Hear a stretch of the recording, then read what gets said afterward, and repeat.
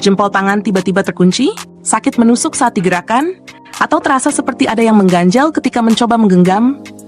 Banyak orang tidak sadar bahwa itu adalah gejala awal trigger finger.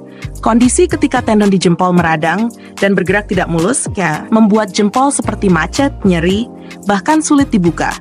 Rasa sakitnya bisa muncul di pagi hari, saat memegang gelas, atau ketika sedang sibuk bekerja. Kondisi ini bisa membuat aktivitas sederhana terasa menyiksa. Tapi kabar baiknya, ada 2 ramuan alami yang bisa membantu meredakan peradangan dan membuat tendon lebih lentur, terutama jika digunakan rutin. Trigger finger sering muncul karena penggunaan jempol berlebihan, terlalu sering menggenggam keras, mengetik tanpa istirahat, atau memeras sesuatu berulang-ulang. Tendon jempol sebenarnya seperti tali halus yang licin, tetapi saat terjadi pembengkakan, alur-jalurnya menyempit, dan tendon sulit bergerak. Hasilnya, jempol tersangkut, sakit, dan terkunci. Banyak yang panik, padahal dengan perawatan yang tepat, kondisi ini bisa membaik perlahan. Ramuan alami pertama adalah kompres kunyit dan jahe. 2 bahan ini terkenal sebagai anti-inflamasi kuat. Campuran keduanya mampu menurunkan pembengkakan di area tendon. Cara membuatnya mudah. Parut sepotong kecil kunyit segar dan sepotong jahe. Campur keduanya dengan sedikit air hangat sampai menjadi pasta lembut. Oleskan di pangkal jempol, tepat di area tendon yang sakit, lalu bungkus dengan kain bersih selama 15 menit.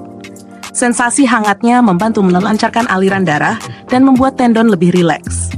Jika dilakukan 3-4 kali seminggu, rasa nyeri biasanya mulai berkurang dan gerakan jempol lebih halus.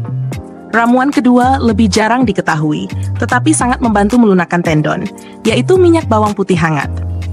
Bawang putih mengandung alisin yang bekerja sebagai antiinflamasi sekaligus mengurangi kekakuan otot kecil di sekitar tendon.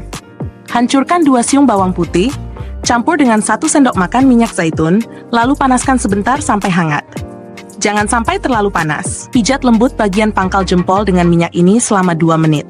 Lakukan sebelum tidur agar proses perbaikan berjalan saat tubuh beristirahat. Selain 2 ramuan ini, gerakan ringan juga penting. Regangkan jempol perlahan tanpa dipaksa. Buka dan tutup genggaman secara pelan sambil mengatur napas. Kombinasi herbal dan latihan lembut membantu tendon kembali fleksibel.